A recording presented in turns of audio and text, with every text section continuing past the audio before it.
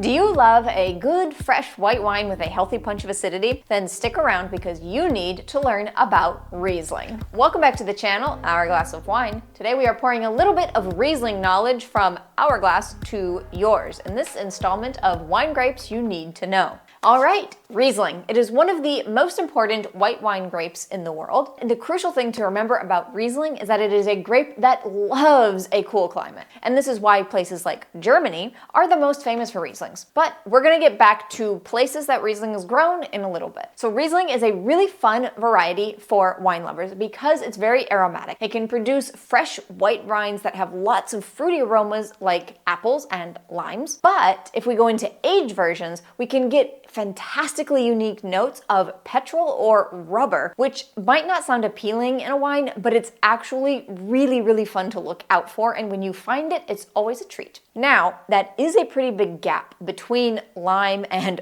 petrol, and this is because Riesling is actually ridiculously versatile. You name the style, Riesling does it and does it well. Dry, sweet, still, sparkling, young, aged, there is a Riesling out there that fits the category. Now, one thing to note is that because of its innate acidity, this really helps the grape in doing all of these different styles. The acidity will help a lot in the sweet wines, giving balance to the residual sugars, and it will also help with aging in the wines too, that will create balance for future complexity as the wines mature and evolve. And this is where the cool climate comes in.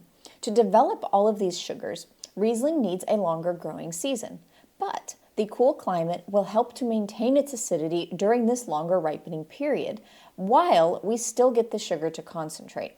This is especially true in sweet wines that will have residual sugars, but it is still a necessity for Rieslings that are intended to be fermented to dryness. So where do we want to look for good Rieslings? Of course, like I said earlier, Germany is always a great place to start. It is Riesling's birthplace after all, and it's natural that it would be renowned for some of the best examples of Riesling in the world. From the steep slopes of the cold Mosel River Valley to the slightly warmer Rheingau region on the Rhine River, in Germany we will see a full gamut of styles of Riesling, from the light and the fresh to the sweet and to the complex to the old and the aged. There is even sparkling sect that is amazing to be found in Germany. Some important types of German Rieslings to look out for are Gewächs.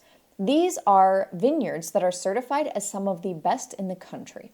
Other words that can help us to understand the intended sweetness or harvest time of the grapes can be things like Spätlese or Auslese for late harvest wines that will most likely be sweet. And, of course, we cannot forget the Trockenbeerenauslese for sweet dessert wines that are made with botrytis. As well, in Germany, we will find some of the rare and sought-after ice vines or ice wines that can be made from Riesling and are stunning. And if we move out of Germany into France, we will find the Alsace region, which is also very famous for great Rieslings. In fact, here, Riesling is considered one of the noble varieties of which you can make Grand Cru wines. As well, here, Riesling will run the gamut. We can find it in sparkling wines, sweet wines, and still white wines. If we move into the New World, we want to check out Australia as a key producer, as well as the colder US states like Washington and the Finger Lakes of New York.